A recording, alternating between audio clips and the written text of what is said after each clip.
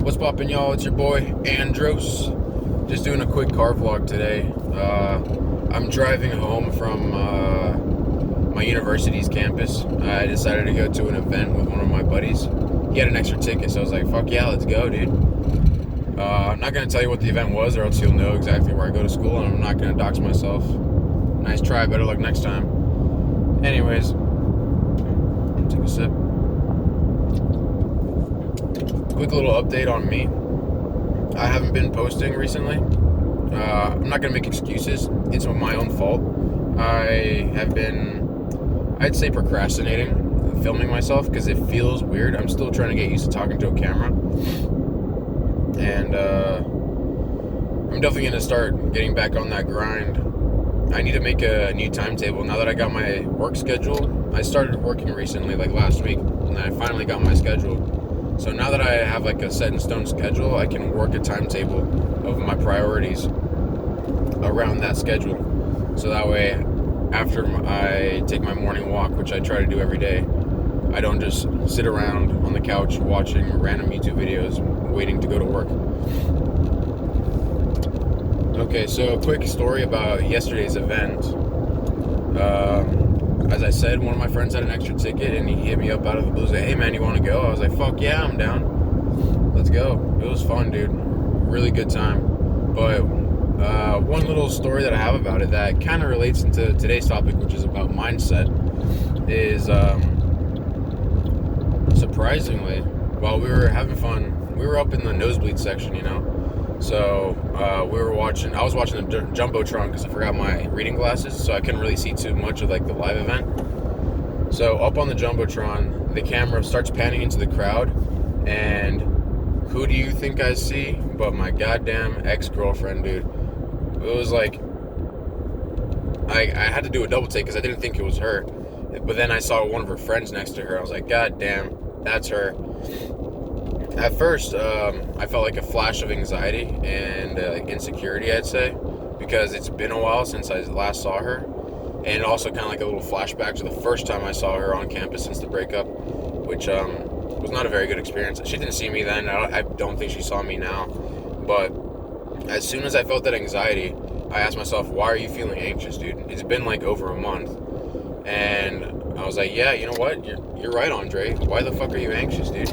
This is like a sign. This is a reminder of where you've come from. This last month, dude, I went from about 190, 195 pounds down to 182.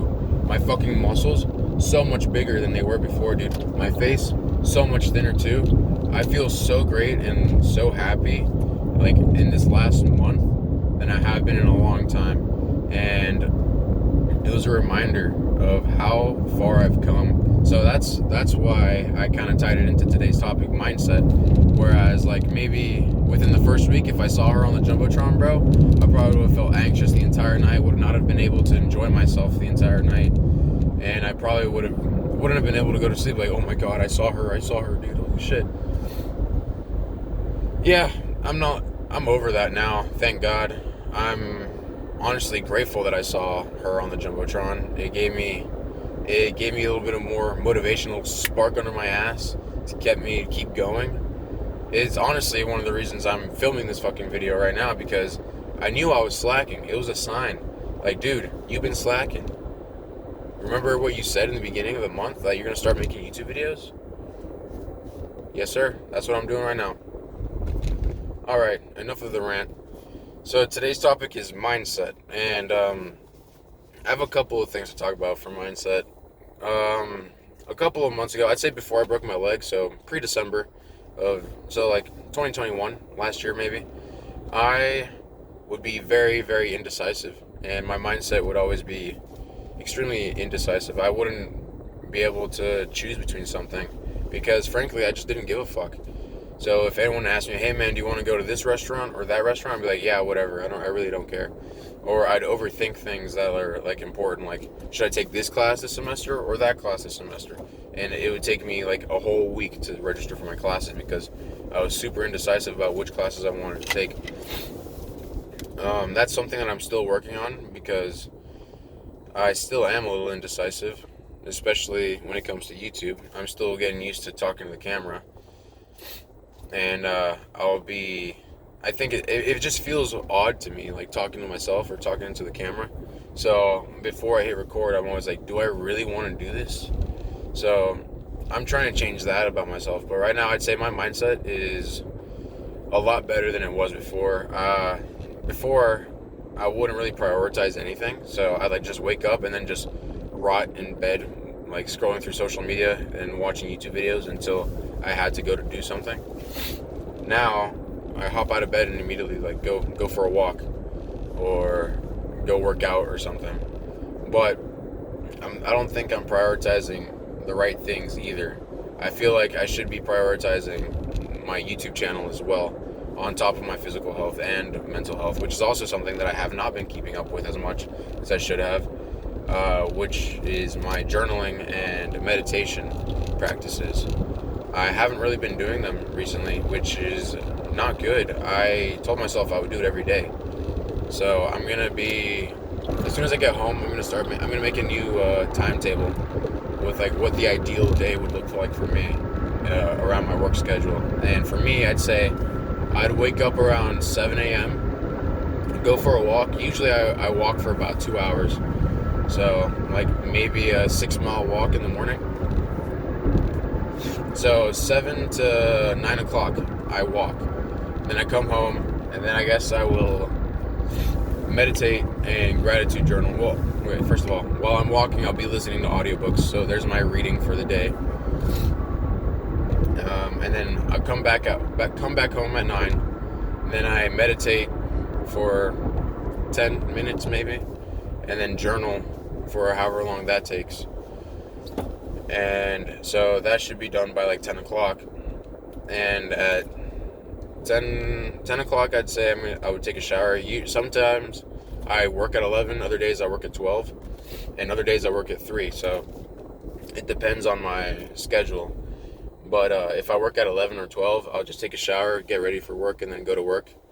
And then when I come home from work, it kind of depends, because if I start at 12, that means I'm working a double shift, which means I'm working 9 hours straight, and I really won't have that much time to film a video unless I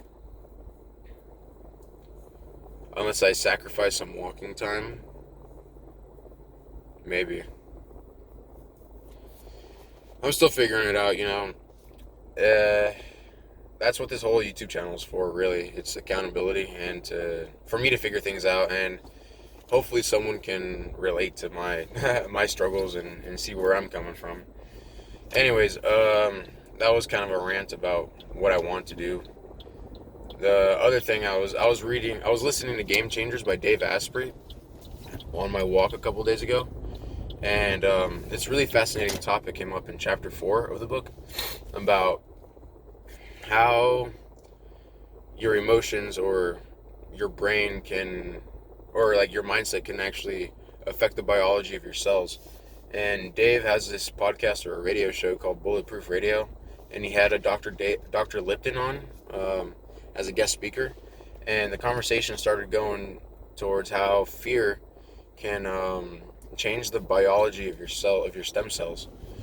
And Dr. Lipton did a study on stem cells where he put three singular stem cells in 3 different petri dishes, and just changed the environment a little bit. I don't know exactly what he did in the study or how he changed the environment, but I know that in one petri dish the stem cells started creating muscle tissue. The second one is made bone tissue, and in the third one they made fat tissue.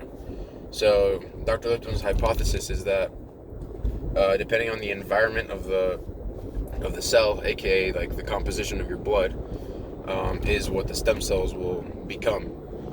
And for the composition of your blood, for more like muscle growth, you want to have more EZ water, called the exclusion zone water, which is something that he found that is actually like a fourth state of water. Like, you know, there's 3 states: gas, solid, liquid. This guy found a fourth state of water, which is more viscous than liquid, but it's not a solid. So it's kind of like thick water, if you know what I mean. It's like pretty much what's inside of your cells. Anyways, Dr. Lipton found that if you're in a constant state of fear or have a lot of stress, your brain is pumping signals to your body to start secreting a bunch of stress hormone, and that stress hormone is going to cause inflammatory responses in the cells and cause less EZ water to be building up in your blood, which means that your cells will not be producing, or your stem cells will not be producing as much muscle cells as you want, or and probably making more fat cells because that's the inflammatory response. And that's extremely fascinating to me. I didn't know that the way that you think and what emotions you feel can have adverse effects on your body, like your physical health. And that was like a mind blower for me. Another section in that chapter was, I don't remember the guy's name, but I remember they were talking about how this guy did 100 days of rejection therapy. And so basically for 100 days, he would go around to random people and ask them for really odd requests that they would probably say no to, so that he can get used to being told no, which is something that I still have a fear of rejection, be it with YouTube or like in real life or in personal relationships as well. It's still something that I need to work on. So I think I might take like a little 1 week rejection therapy test, see where that goes. But one example from his story was he decided to go to Krispy Kreme, and he asked one of the ladies that was working behind the counter if they could interlink a bunch of donuts to make the Olympics symbol, the one with all the rings, like interlocked rings. And he thought they were gonna say no, because like that's too much work, right? Like why would some donut shop employee want to take the time to make an Olympics symbol out of donuts, right? But surprisingly, the lady said yes, and a couple of minutes later she came out enthusiastically showing him what she created. And the guy that did this study started to get a little emotional, because he realized that a lot of people will do what you ask them to because they want to make other people feel good. And he realized that he probably missed out on a lot of opportunities because he was too afraid to ask. And that was also mind-blowing for me, because I definitely relate to that. I was always too scared to ask people for things because I thought they would say no. But who knows how many opportunities I may have passed up because I was too afraid to go up and ask. Yeah, that's about it for my video today. I hope y'all learned something, and hopefully everything's gonna be going good, boys. I know you guys can make those gains. You're gonna get better mental health. And please leave a like, comment, subscribe. It'll definitely help me out. And remember to always do the hard work, especially when you don't want to quote Hamza, All right, Andros out. See you, boys.